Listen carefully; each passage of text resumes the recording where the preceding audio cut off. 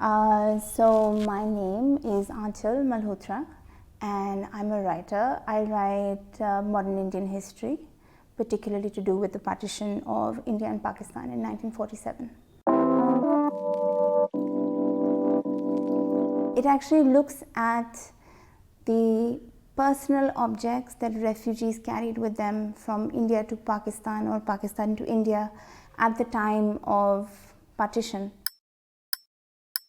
The idea is when you are forced to leave your home and when you have no choice but to migrate under difficult circumstances to a place that you don't know anything about, what do you carry with you and why do you take those things, and what are the memories of that home that you're carrying with you with those things.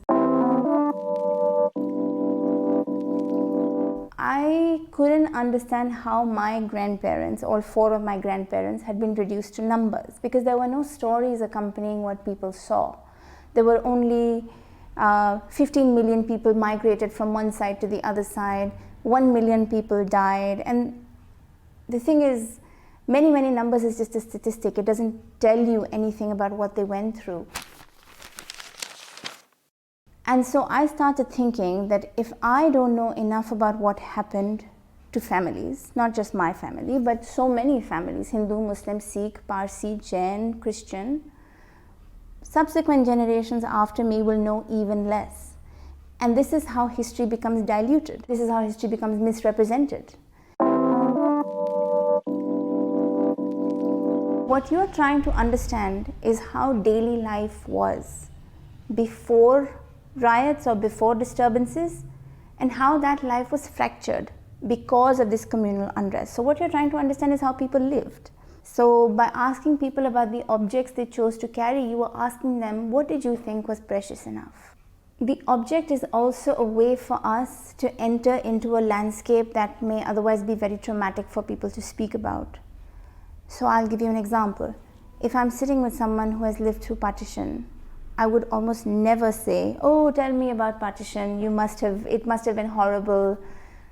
I will say, oh, you carry this ring? Oh, how interesting, why did you carry this ring from across the border? Who told you that you would have to carry this ring? You carried it because it was precious, because you could sell it, because it would get you money on the other side. And why have you kept it? Why didn't you sell it? The object is borderless. The object doesn't have any citizenship. It has the capacity to absorb memory, and it has the capacity to pass on memory as well. And for people who are trying to connect, like for instance someone like me who is a third generation, who has no tangible link to partition, I have not seen it, I can't touch it, I don't know anything like that. The object is a way to be physically connected to a place. If you can't go to Pakistan, if you can't go to India, at least you can touch something that's from there. You know, you can feel closer.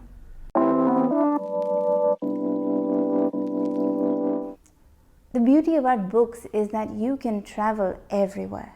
When you write about partition, what is even more beautiful is that you can travel across a border that hundreds of people in this country and our neighboring country, Pakistan, will never be able to travel across. Putting it in book form is a way to travel to the other side, is a way to travel back home. And so what I was trying to do is, through these stories, show people that if there is shared pain, then there can also be shared healing, which means that there can be conversation and empathy and kindness.